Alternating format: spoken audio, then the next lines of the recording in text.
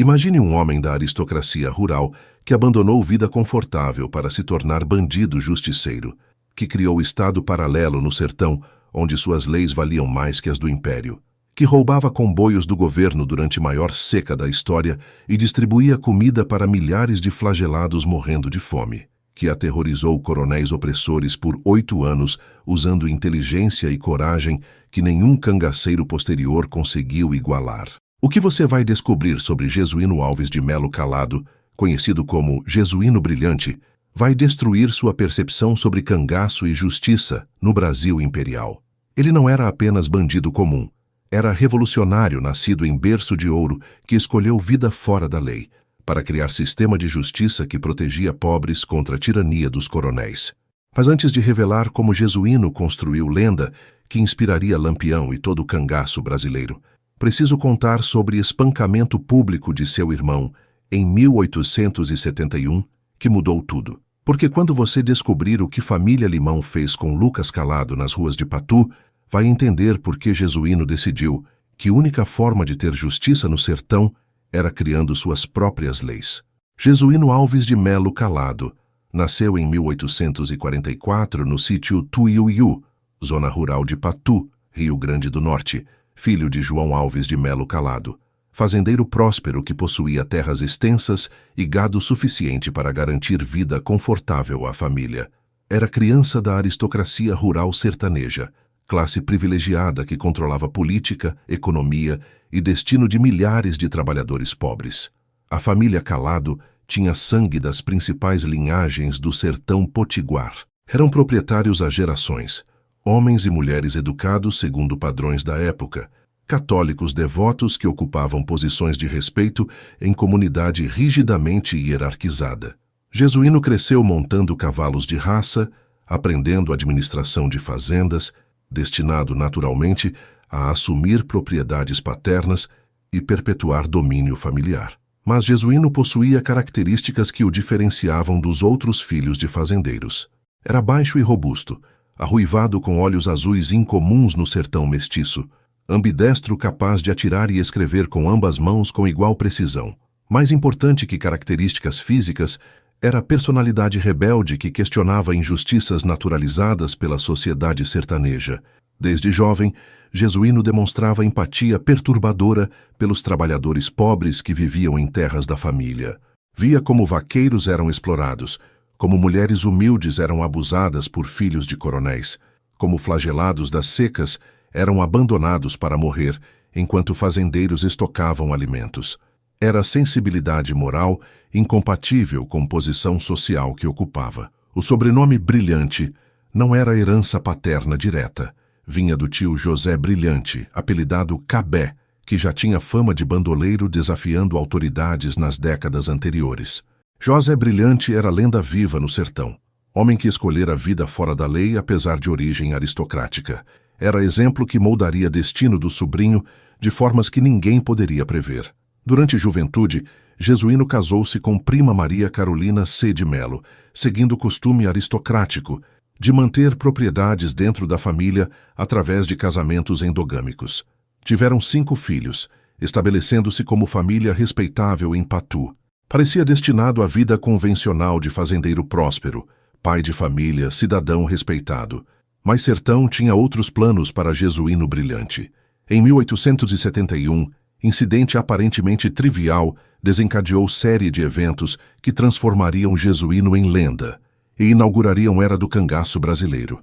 Uma cabra pertencente à família Calado foi encontrada pastando em terras da família Limão, vizinhos com quem Calados mantinham rivalidade latente, típica de aristocracia rural, competindo por prestígio e território.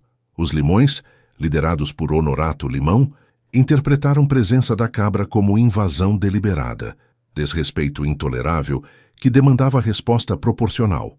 Não devolveram o animal, confiscaram-no como troféu, símbolo de que podiam tomar propriedade dos Calados sem consequências. Era desafio direto à honra familiar, que nenhum aristocrata sertanejo poderia ignorar sem perder respeito social completamente. Mas a questão da cabra era apenas pretexto para a humilhação maior planejada pelos Limões. Lucas Calado, irmão mais novo de Jesuíno, mantinha relacionamento romântico com jovem de família ligada aos Limões. Honorato decidiu usar romance como oportunidade para demonstrar superioridade sobre os calados através de violência pública calculada para máximo constrangimento. Quando Lucas visitou Patu para encontrar namorada, foi interceptado por Honorato e capangas nas ruas principais da cidade, em plena luz do dia, diante de testemunhas. Foi espancado brutalmente enquanto população assistia, surrado com chicote usado em cavalos, humilhado verbalmente como se fosse trabalhador comum sem direitos. Era a agressão que transcendia a violência física. Era a destruição deliberada de honra familiar em sociedade onde honra valia mais que vida. Jesuíno recebeu notícias do espancamento e compreendeu imediatamente o significado da afronta. Não era simples briga entre vizinhos. Era a declaração de guerra social, onde família Limão proclamava superioridade sobre calados através de violência. Responder com processo legal seria admitir fraqueza, aceitar mediação de autoridades que provavelmente favoreceriam Limões por razões políticas. Única resposta adequada, segundo o Código de Honra sertanejo, era violência equivalente ou superior. Dias depois, Jesuíno encontrou Honorato Limão nas mesmas ruas de Patu, onde Lucas fora espancado. Não houve conversa, negociação ou aviso. Jesuíno sacou o revólver e matou Honorato com tiros precisos disparados em plena luz do dia, diante de testemunhas, exatamente como o irmão fora humilhado. Era execução pública deliberada, mensagem inequívoca de que calados não aceitariam humilhação sem retaliação mortal. O assassinato de Honorato Limão inaugurou guerra entre famílias que duraria anos e custaria dezenas de vidas. Mais importante, transformou o Jesuíno de fazendeiro respeitável em criminoso procurado, forçando-o a escolher entre prisão certa ou vida fora da lei. Escolheu cangaço, decisão que mudaria a história do banditismo brasileiro para sempre. Ao entrar no cangaço em 1871, Jesuíno não se tornou bandido comum motivado por ganância ou crueldade gratuita. Manteve valores aristocráticos que trouxera de criação privilegiada, combinando-os com um código de justiça pessoal que desafiava a ordem social estabelecida. Era síntese impossível, nobre que vivia como bandido, criminoso que agia como cavaleiro medieval, protegendo fracos contra poderosos. Jesuíno recrutou bando pequeno, mas extremamente leal, composto principalmente por trabalhadores rurais que haviam sofrido injustiças nas mãos de coronéis. Não eram criminosos profissionais. Eram homens honestos transformados em bandidos por sistema que não oferecia justiça legal contra a opressão dos poderosos. Era exército de vingadores unidos por experiência comum de humilhação e desejo de retribuição. O código de conduta estabelecido por Jesuíno era revolucionário para a época. Proibiu estupro, assassinato de mulheres e crianças, roubo de pobres, violência gratuita contra inocentes. Alvos legítimos eram exclusivamente coronéis opressores, autoridades corruptas, capangas que aterrorizavam população desprotegida. Era Robin Hood sertanejo, operando segundo ética que separava a justiça de simples banditismo. As táticas de Jesuíno combinavam inteligência estratégica com coragem física extraordinária. Estudava padrões de movimento de autoridades, identificava vulnerabilidades em defesas de fazendas, planejava ataques com precisão militar. Mas nunca matava apenas por matar. Cada ação tinha propósito específico de punir injustiça ou proteger vítima identificável. Era terrorismo ideológico disfarçado de banditismo comum. Uma das características mais notáveis era ambidestria, que permitia atirar com ambas mãos simultaneamente, habilidade rara que multiplicava a eficácia em combates. Combinada com pontaria excepcional desenvolvida desde a infância, caçando no sertão, tornava o adversário formidável, que autoridades aprenderam rapidamente a temer. Não era bandido que fugia de confronto, era guerreiro que procurava oportunidades de demonstrar superioridade sobre forças policiais. Jesuíno também mantinha aparência e modos de aristocrata mesmo vivendo fora da lei. Falava manso, tratava pessoas com cortesia incompatível com vida de bandido, vestia-se com dignidade sempre que possível. Era contraste perturbador, cangaceiro que parecia mais nobre que coronéis que caçava, criminoso mais educado que autoridades que perseguiam-no. Era a inversão completa de expectativas sociais do Brasil imperial. Entre 1871 e 1879, Jesuíno construiu algo único na história brasileira. Estado paralelo funcionando nos sertões do Rio Grande do Norte e Paraíba, onde suas leis prevaleciam sobre leis do Império. Controlava território extenso através de combinação de intimidação militar e legitimidade popular que nenhum governo oficial conseguia igualar. O centro de operações era a Casa de Pedra em Cajueiro, esconderijo natural descoberto por seu tio José Brilhante décadas antes. Duas rochas gigantescas que se tocavam no topo criavam um abrigo naturalmente fortificado, acessível apenas por caminhos estreitos, facilmente defendidos por poucos homens contra a força superior. Era a fortaleza improvável, mas eficaz, onde Jesuíno planejava operações e refugiava-se após ataques. Dentro do território controlado, Jesuíno administrava justiça, segundo o código próprio que frequentemente contradizia leis oficiais. Forçava filhos de coronéis que haviam estuprado filhas de trabalhadores pobres a casarem-se com vítimas, restaurando honra através de união forçada. Redistribuía gado roubado de fazendeiros ricos para famílias passando fome. Executava capangas que aterrorizavam comunidades indefesas. Era juiz, júri e executor, operando fora de qualquer estrutura legal. As ações mais audaciosas eram ataques diretos a símbolos do poder imperial. Em 1872, Jesuíno invadiu cadeia de Pombal, na Paraíba, com o objetivo específico de libertar irmão preso por autoridades. Operação foi executada com precisão militar, neutralizou guardas, abriu celas, libertou irmão e fugiu antes que reforços chegassem. Era demonstração de que nenhuma instalação governamental estava segura contra a determinação de Jesuíno. O ataque mais espetacular foi a invasão da cadeia de Martins, no Rio Grande do Norte, onde libertou 43 presos simultaneamente. Durante tiroteio com guardas, Jesuíno demonstrou inteligência tática extraordinária. Ordenou homens a furarem buracos nas paredes de casas conjugadas, criando túnel improvisado que permitiu escapar na última casa da rua enquanto guardas concentravam-se na entrada principal.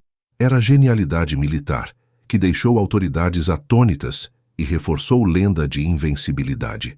Mas aspecto mais subversivo do Estado paralelo de Jesuíno era sistema de justiça social que desafiava hierarquias fundamentais da sociedade imperial.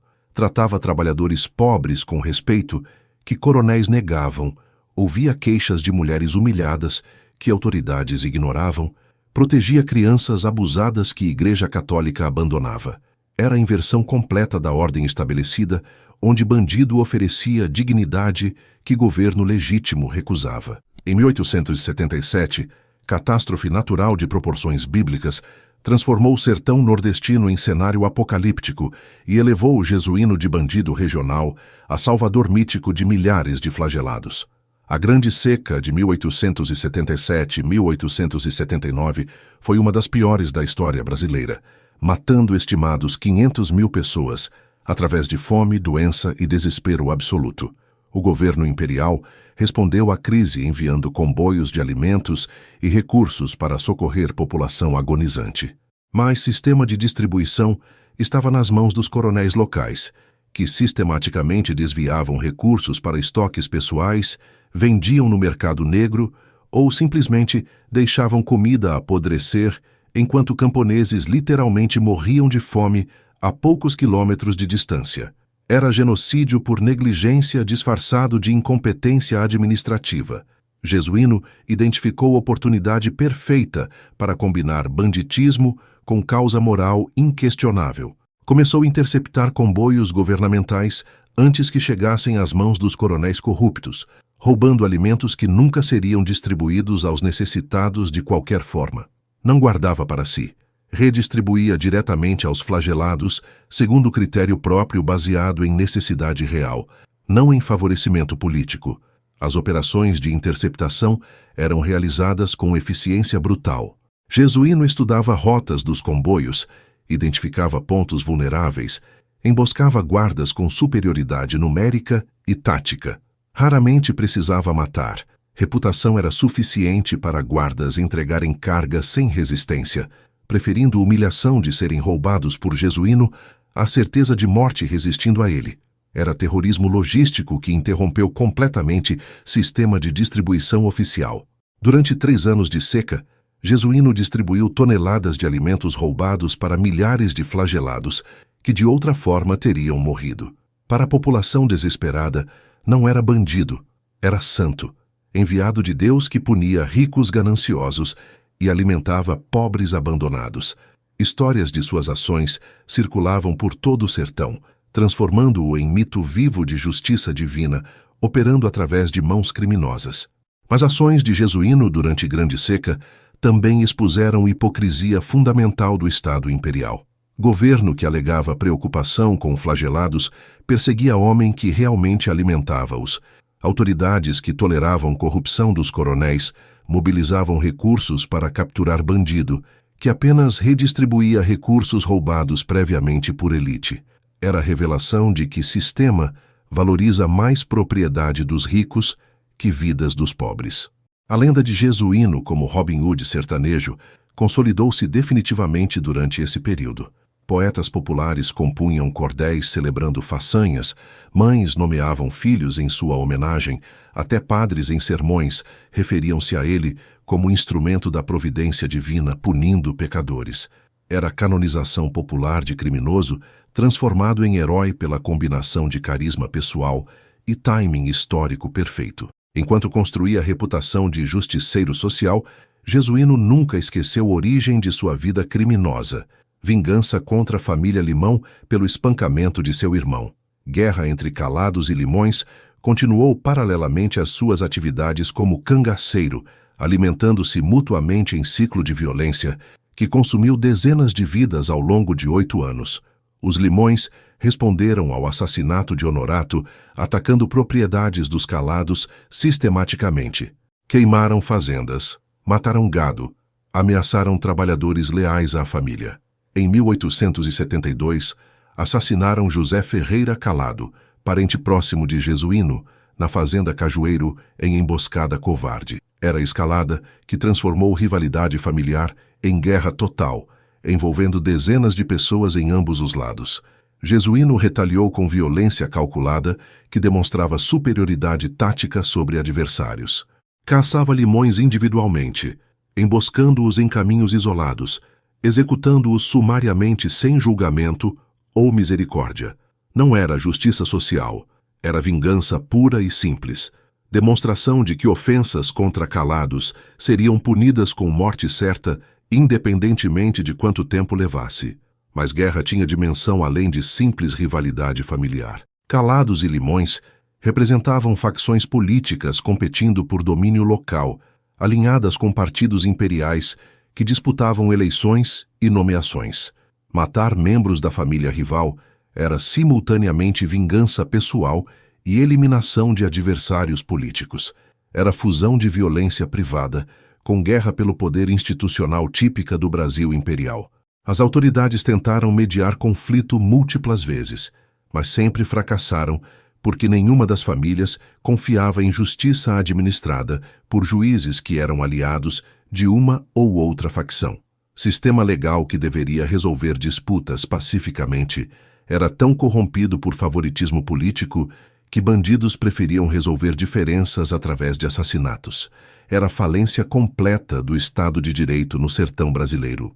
Apesar da imagem de Robin Hood desafiando a elite opressora, Jesuíno mantinha relações ambíguas com alguns dos coronéis mais poderosos da região.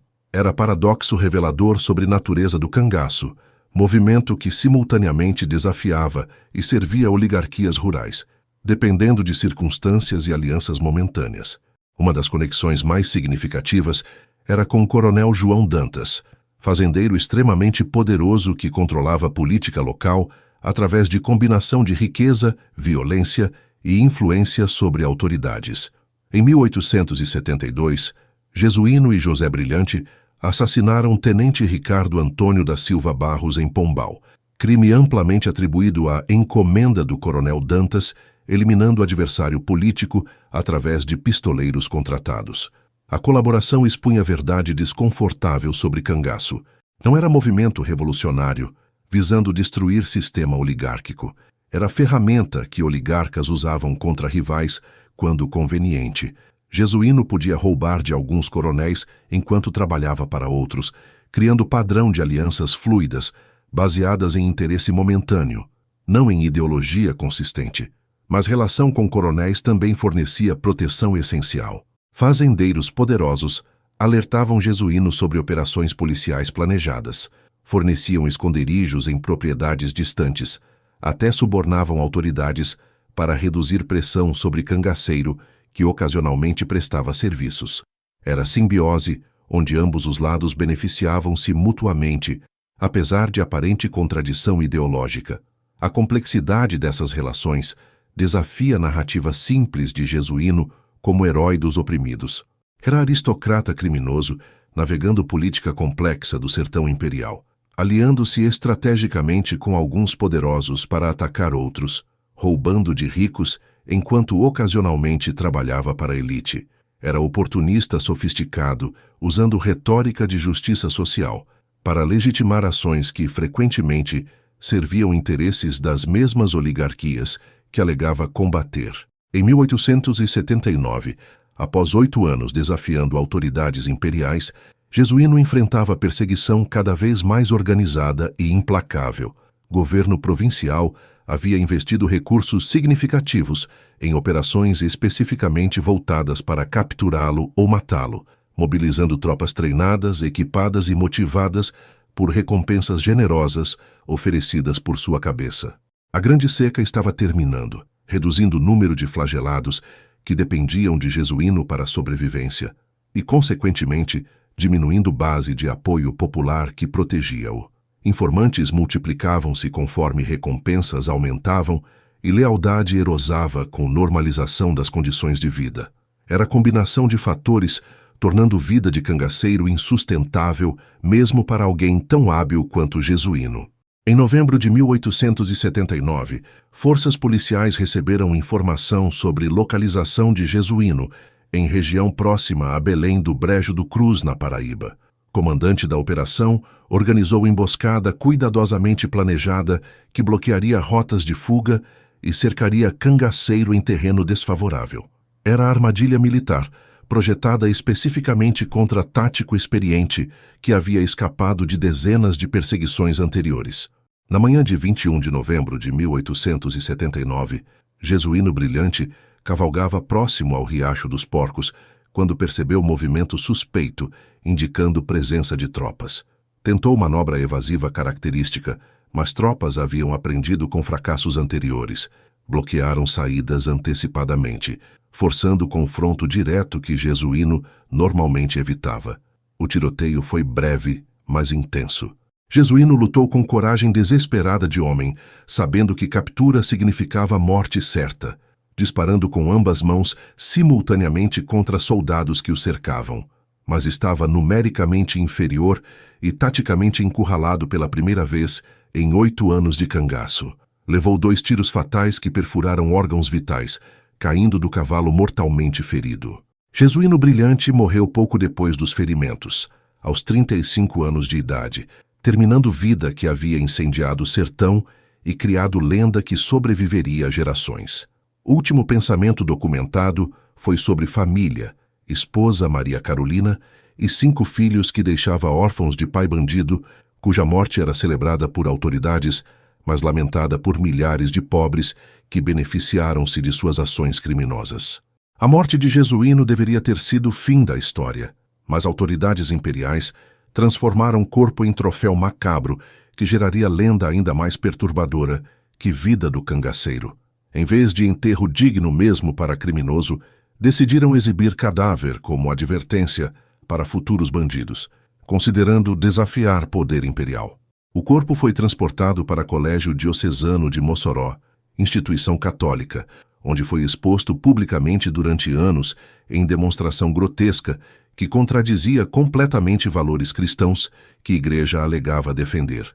População era forçada a contemplar restos mortais decompostos de homem, que muitos consideravam herói, enquanto autoridades celebravam humilhação final de adversário derrotado. Mas profanação não terminou em Mossoró.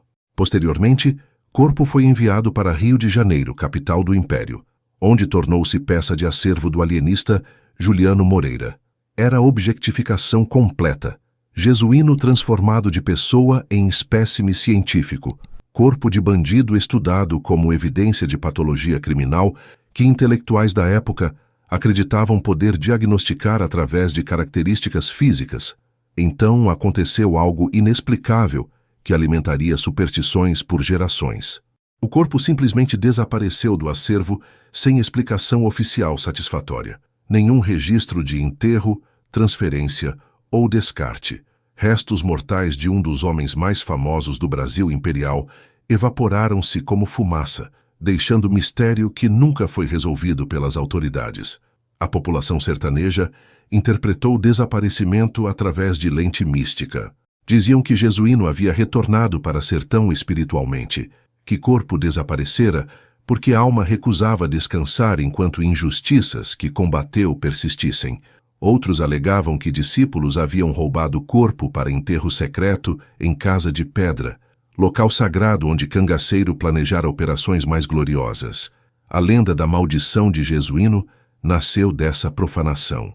Sertanejos começaram a atribuir secas subsequentes, violência continuada do cangaço e miséria persistente da região a castigo divino pela forma como o corpo foi tratado. Diziam que Sertão estava amaldiçoado porque autoridades haviam desrespeitado o morto, que protegia pobres, que terra não produziria prosperidade até Jesuíno receber enterro apropriado, que igreja e Estado negaram. A viúva Maria Carolina fugiu com 5 filhos para Amazonas logo após morte do marido, desaparecendo completamente dos registros históricos. Nunca mais se teve notícias da família Brilhante, como se tivessem sido tragados pela selva ou deliberadamente apagado identidade para escapar estigma de sobrenome associado a criminoso mais famoso do Nordeste. Era apagamento paralelo, corpo desaparecido, família desaparecida, legado fragmentado em lendas contraditórias. A morte não conseguiu matar Jesuíno Brilhante. Pelo contrário, transformou o homem em mito que transcendeu realidade histórica. Nos anos seguintes, sua história foi recontada, embelecida, transformada em parábola moral sobre resistência contra a opressão. Era Robin Hood brasileiro, Zorro sertanejo, cavaleiro andante defendendo fracos numa terra sem lei. O impacto mais significativo foi o estabelecimento do modelo de cangaceiro herói, que dominaria o imaginário popular nordestino pelos próximos 60 anos. Quando Lampião surgiu na década de 1920, conscientemente modelou persona pública baseada em lendas sobre Jesuíno, protetor de pobres, vingador de injustiças, homem forçado ao crime por falência da justiça oficial. Era a continuação direta da tradição inaugurada por Brilhante. A literatura brasileira imortalizou Jesuíno através de romances, cordéis, peças teatrais que celebravam façanhas e romantizavam vida criminosa. Poetas populares transformaram eventos reais em épica heróica, onde cangaceiro sempre vencia, sempre protegia inocentes, sempre escapava miraculosamente de armadilhas. Era a mitologia brasileira em construção, substituindo heróis europeus importados por figuras nativas, nascidas da realidade violenta do sertão. O cinema descobriu Jesuíno como personagem perfeito, bandido com código moral, aristocrata transformado em criminoso por injustiça, herói trágico derrotado por sistema corrupto. Filmes retrataram-no como símbolo de resistência popular contra oligarquias opressoras, reforçando narrativa que ignorava a complexidade real de suas alianças com coronéis e motivações frequentemente egoístas. Em 2025, 146 anos após sua morte, Jesuíno continua vivo na cultura brasileira. Romance sobre sua vida chegou à final do Prêmio Jabuti, principal reconhecimento literário do país, provando que fascínio com o primeiro cangaceiro persiste mesmo em Brasil urbano e moderno, completamente transformado desde época imperial. É imortalidade através de história recontada infinitamente. Mas a análise honesta de Jesuíno Brilhante revela figura muito mais complexa que Robin Hood simples da lenda popular. Era aristocrata que escolheu crime, não por identificação com pobres, mas por vingança pessoal contra rivais familiares. Ajudava flagelados, mas também matava para coronéis quando o pagamento era adequado. Desafiava autoridades, mas dependia de proteção de oligarcas poderosos. A romantização de Jesuíno ignora vítimas reais de suas ações. Homens executados em vinganças pessoais que nada tinham a ver com justiça social. Famílias destruídas por guerras entre facções que ele perpetuou. Trabalhadores pobres presos no fogo cruzado entre cangaceiros e forças policiais mobilizadas para capturá-lo. Era violência que produzia sofrimento independentemente de motivações alegadamente nobres. O cangaço inaugurado por Jesuíno não transformou o sertão em lugar mais justo. Pelo contrário, institucionalizou violência como método de resolução de conflitos. Enfraqueceu ainda mais a autoridade de Estado já precária. Criou ciclos de vingança que duraram décadas. Lampião e cangaceiros subsequentes causaram muito mais sofrimento que alívio, provando que violência romantizada raramente produz mudança social positiva.